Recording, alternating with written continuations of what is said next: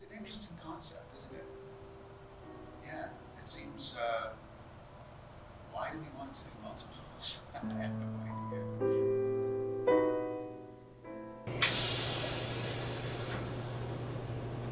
It's about community. The sharing of the work creates a community. And often the way in which the work is made is within community.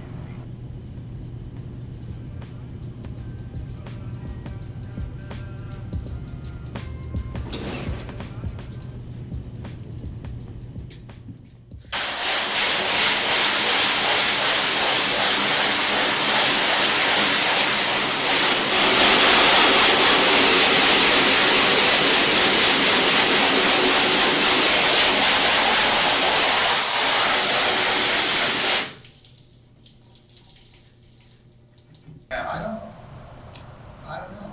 Why doesn't Picasso paint himself for $40 million and not print?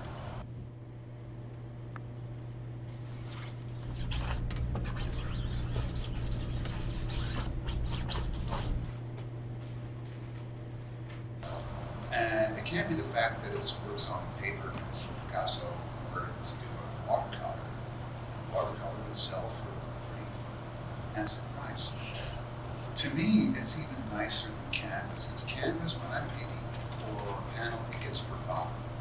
I'm not thinking about the surface, really, when I'm painting it after it's been primed and sanded and primed and sanded and primed and sanded. You forget about it, other than the fact that it's rolling back and forth like a trampoline, paint and rod.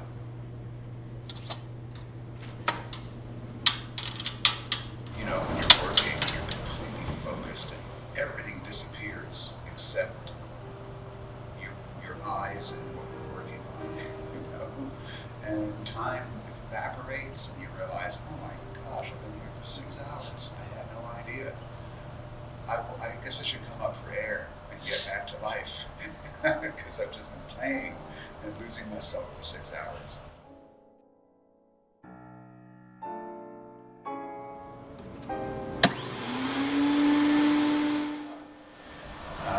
But with printmaking, every time you do a proof, you're picking up paper out of the water, you're delicately drying it off, you're holding it, you're placing it onto the press bed, and applying it on top.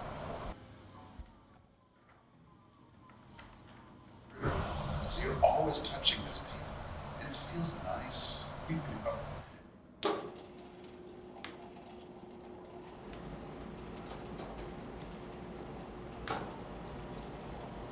It looks nice, it sounds nice.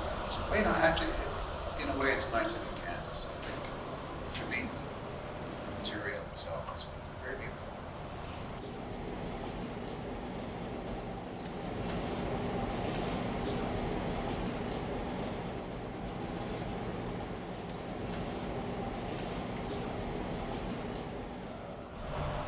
These steps will guarantee something happening.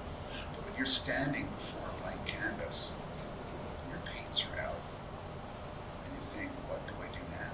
Unless you have a really good idea or somewhere to start. It's really kind of imposing. It's all on you.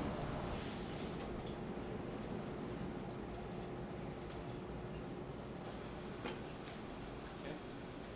Second color right away. All on you. But as long as with etching, you make a mark on that plate and runner proof, you've got a starting point, you know? Yeah. And then you make a decision based upon that. That's really, it's quite a comforting thing, isn't it? Those steps, the processes, getting art.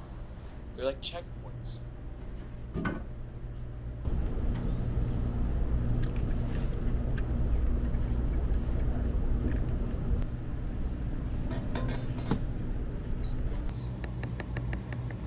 This is what I did last time. It's difficult for people to sit down and work for 40 hours on one thing, or 100 hours on one thing, like a finely scribed plate of such tiny little marks. If you look at any of the engravings from, or the etchings from your years past, centuries past. Some of them are phenomenally detailed, fastidiously done. You think, dude, how many people have the patience to do that these days? And that is a bit of a feather in our caps, you know? Yeah, we can do that. We've got the patience.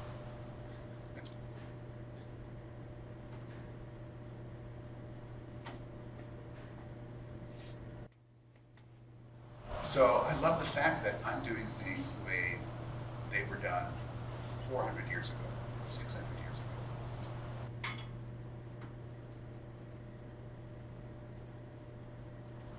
We smell the same things, we feel the same paper, we hear the same things, you know, in the work that we're doing. The same frustrations, the asphaltum is the same, the inks are the same, it's fantastic.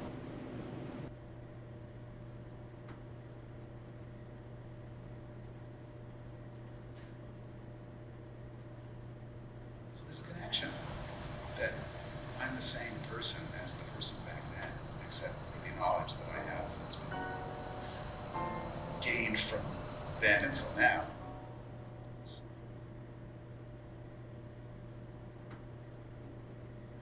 From there, yeah, it's fascinating to me as well that I could do a print that would employ UV screen printing as a base color or shape or some element, and then do a line etching on top of that. It's sort of like,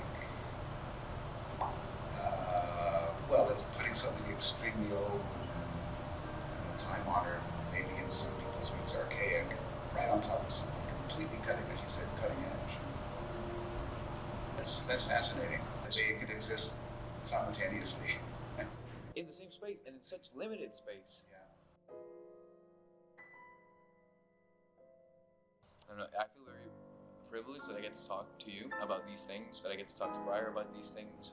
That we get to like make things